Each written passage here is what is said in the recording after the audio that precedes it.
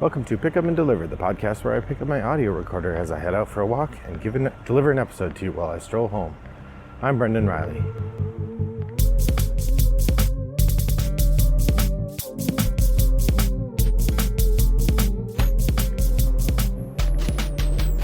Well, good afternoon, listener. It is a lovely day here in suburban Chicago. It's still warm. Walking home, second half of my walk that I recorded the first half yesterday, and here we go again. Well, I thought I have played quite a few games since last time I chatted with you, so we've got quite a few in the queue. So it feels like I ought to do a shooting from the hip triple shot. Shooting from the hip triple shot is a light review segment in which I talk about first impressions of games that I've played for just once or twice and give you a sense of what they are and how they work, and try to give you a sense of whether you should enjoy them. Today's episode is a little special. Two of the three that I talked about, I'll be talking about today, are games that I played at Origins 2022. The other one is a game that I played just beforehand, but has become relevant because it is currently available in a Kickstarter campaign. And so I thought I'd give you my impressions in case you wanted to check it out.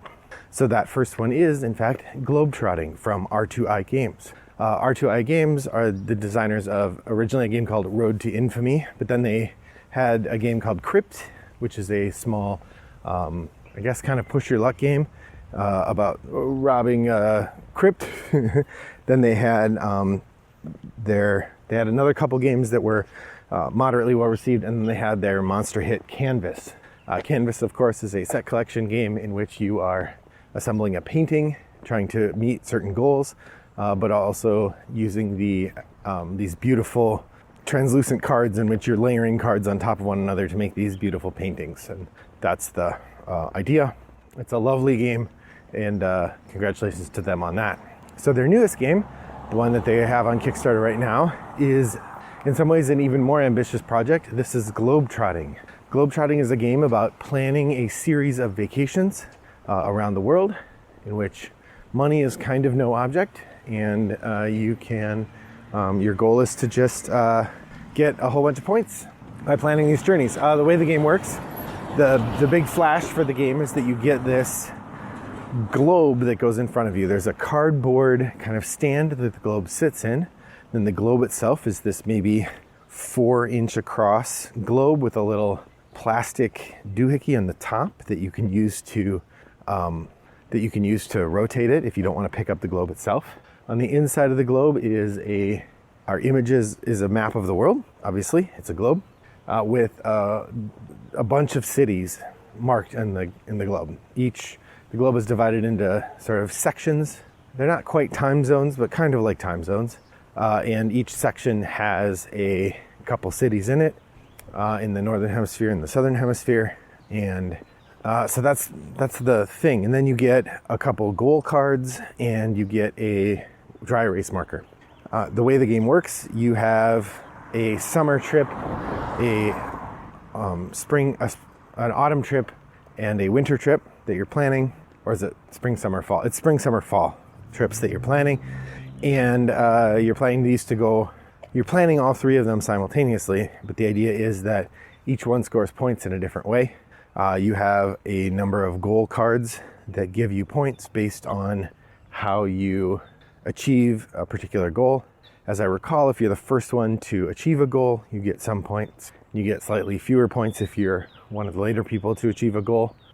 So the way the game works, you have a starting place. You all start in the same 3 spots for summer, winter, and spring.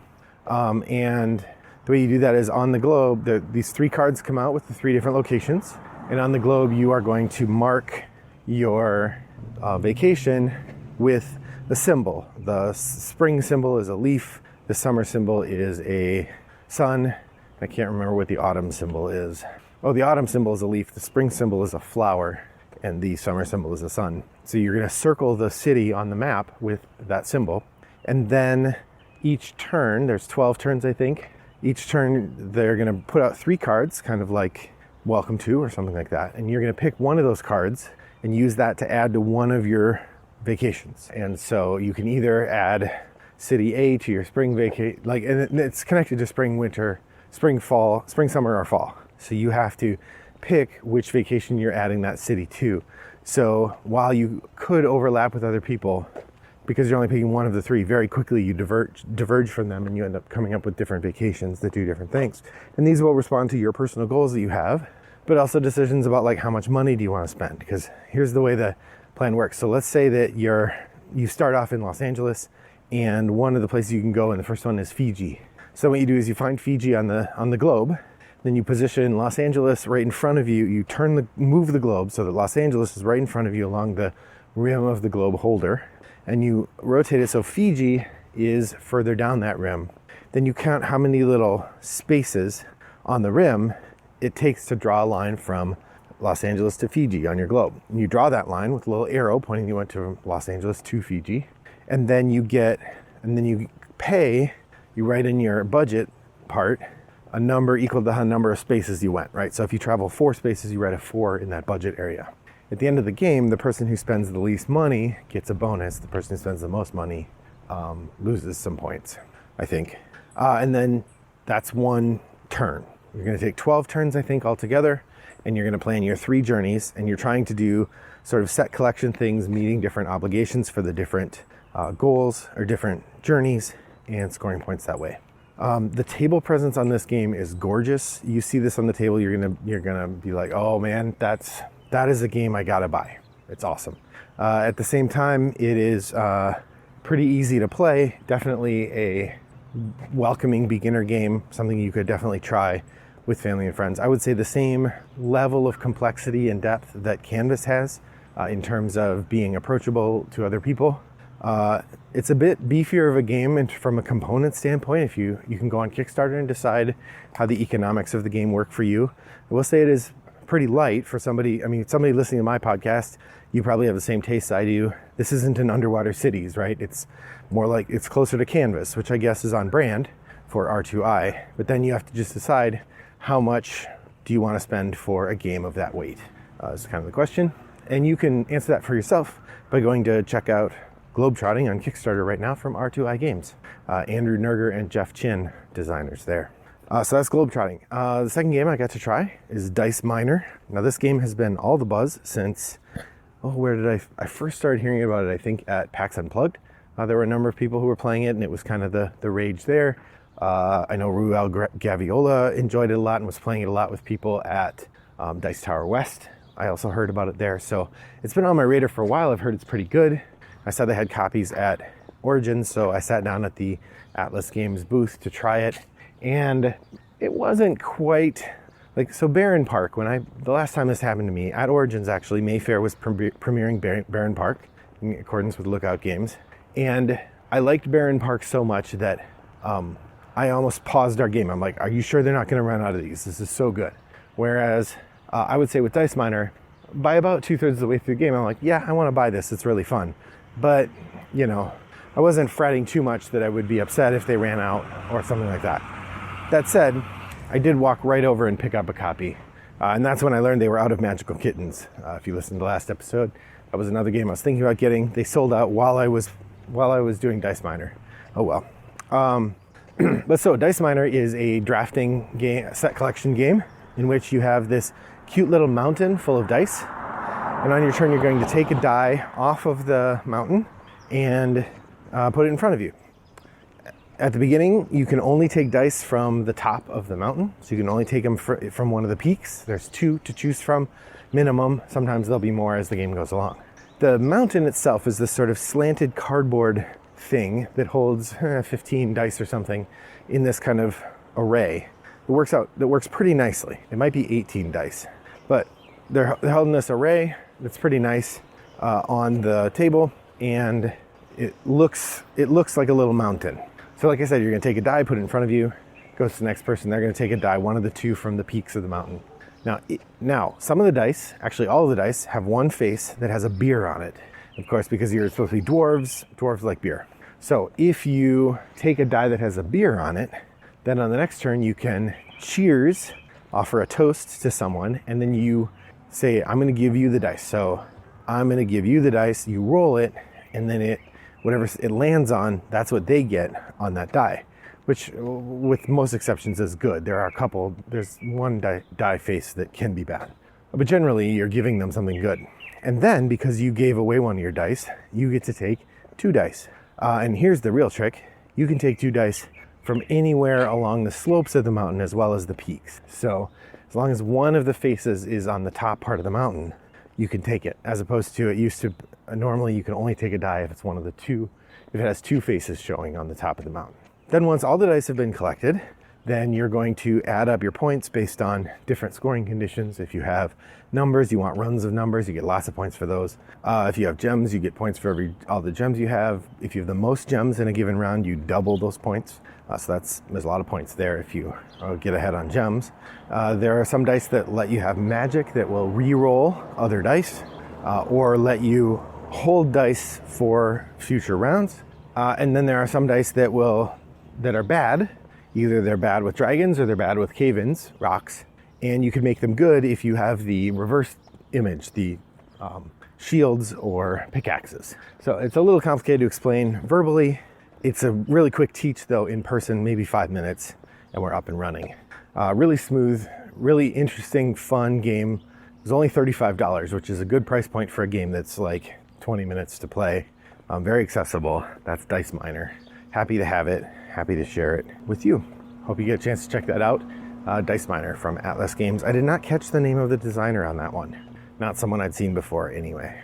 And then finally we have Final Girl. Final Girl, designed by AJ Porfirino, and I was excited to get a demo of this game. Fellow XYZ Game Labs person Lauren Nepomuceno and I sat down and did a demo of Final Girl.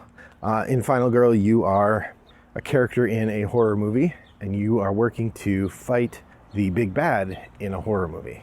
The Final Girl trope is built around a variety of different horror movies. They're sort of, think of your standard horror monster, file the numbers off, and you've got the character from the Final Girl. So for instance, the demo we played, we were playing the Dream Master or something like that. And this is a terrifying person who kills you in your sleep, or can kill you in your sleep.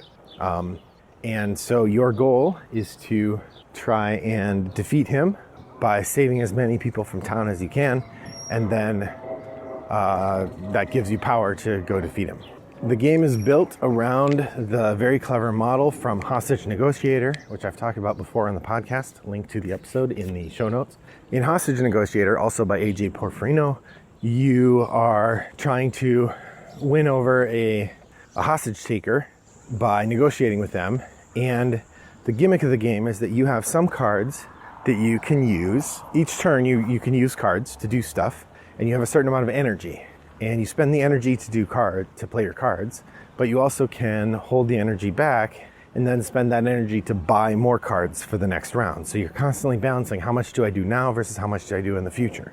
In addition, every time you play a card, it goes into your discard pile and it won't be in your hand for the next round. Now, some of your cards cost 0 points, so you play them, they go in the discard. At the end of the round, then they go back into the market, and the next round you can buy them for 0. So you'll have them back for turn 3. But during turn 2, you only have what you're buying at the end of turn 1, or what you still have in your hand. So it's a constant management of what do I have available, how much do I want to spend for sort of really big cards, and then watching as the villain goes about and does stuff, and you have to try to defeat the villain. One of the things about Final Girl is that each villain scenario is slightly different. They've got their own win condition, but also their own interactive conditions that you're trying to battle. And you're just trying to figure out how to make your way through the combat so that you can defeat them. The design in this game is really great. It looks beautiful. It's got a kind of comic book art, reminiscent of The Boys actually, in style, kind of Derek Robertson style art. The design looks a lot like Hostage Negotiator. If you've played that, this game looks a lot like that game. So when we sat down to play, and AJ was teaching it to Lauren, I had played before, so I just kind of sat quietly and listened. And at some point I said something about it. Does it work like Hostage Negotiator in that you have this and this? And they said yes. So that's a nice overlap. Like I said, we only played the one demo, but it was pretty fun. As with Hostage Negotiator, we did lose, because you lose when you're fighting the Dream Demon, or whatever he was called.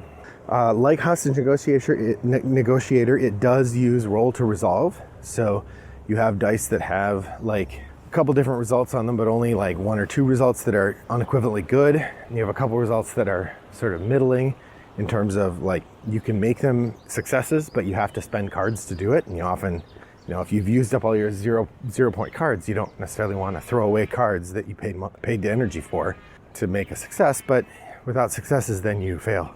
So it's an interesting tightrope walk in terms of balancing balancing spending what you need to in order to win with managing your resources. So really solid gameplay there. I enjoyed it. I thought it was a good time and would be happy to play again. There are a whole bunch of different scenario packs, so if you're somebody who really likes the theme, you absolutely could enjoy that more. I've been meaning to get Hostage Negotiator out on the table, because I do have a bunch of it that I haven't played. And honestly, I don't think this game is different enough from Hostage Negotiator for me to say, I'm gonna, give away or throw away or sell Hostage Negotiator so I can get Final Girl and play that. I would be happy to play Final Girl. It's mostly a solo thing. You can play, I think there are 2-player rules, but really it's a solo game. So that's Final Girl from Van Ryder Games, a delight. So what games have you tried lately? Head over to Board Game Geek Guild 3269 and share your experiences with me over there and with the other guild denizens. You can also email me directly, brendan@rattleboxgames.com, or send me messages on Board Game Geek. Wombat929 is my username there. Thanks for joining me on my walk today. I hope that your next walk is as pleasant as mine was. Bye-bye.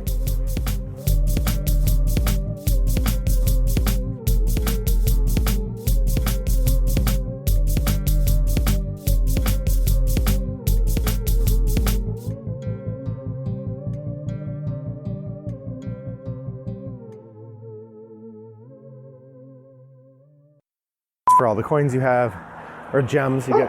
Oh my gosh. Hi, puppy. Whew, you scared me. Whew. Brought to you by Rattlebox Games.